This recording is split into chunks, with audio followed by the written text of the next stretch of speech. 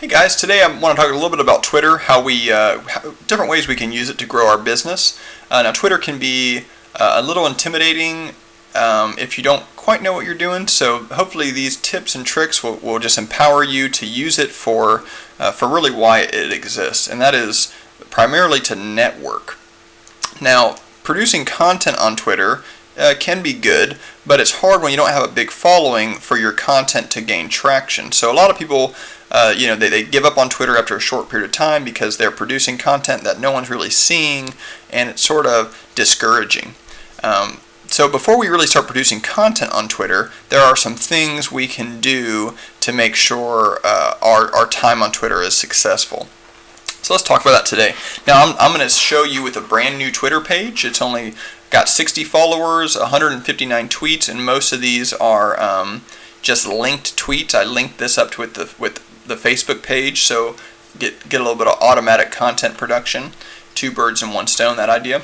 But it's a relatively new Twitter page that I've done very little with, and I just want to show you some ways we can grow that. So following relevant pages, tweeting at relevant pages, and private messaging is going to be what I'm going to just refer to as networking. Okay, so networking on Twitter is extremely powerful.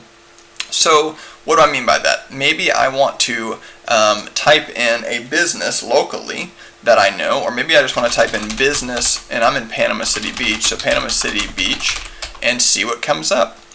In this case, I'm going to have this fellow came up, so maybe I want to follow him.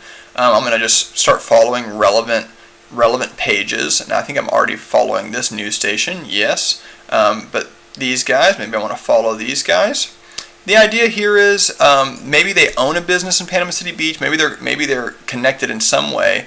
Well, when they see that I followed them and they see that, hey, I'm a web development company in Panama City Beach, there's a small percentage of them that might actually be interested in my services. Now, if I see someone that I really think is a good fit, I can tweet at them. I can send them a private message. So if I go here, if I add them, let's say I want to go here, and I add this general consulting. If I go to their page now, you're going to see that I can actually tweet to them. And if I go one step further here, I can tweet on this. This is another place where you can find the tweets. And lastly, I can go to messages, start a conversation, and I should have, when they follow me back, I'll have the ability to actually private message them. So private messaging is a great follow-up strategy. You won't be able to do that to just anybody, but someone who follows you back, you can private message. So one of my strategies would be to find a whole bunch of relevant people and follow them, and a certain percentage of them is going to follow you back. And then maybe you just want to have a pre-made message. Hey, this is who we are, this is what we do, check out our website, we'd love to talk to you about your business, whatever it might be. Have that pre-written out message, and you can copy and paste that to several people. So you're using your time efficiently, and you're networking effectively. So that's one way. Another way to use Twitter is through hashtags. So that's through tweets. So I might do a tweet, and I might say something like, hashtag websites, website development, and hashtag Panama City Beach. In fact, I'm going to want to do that all one word. And then maybe I want to link, I'll grab the URL of my website, and I'll link it in there.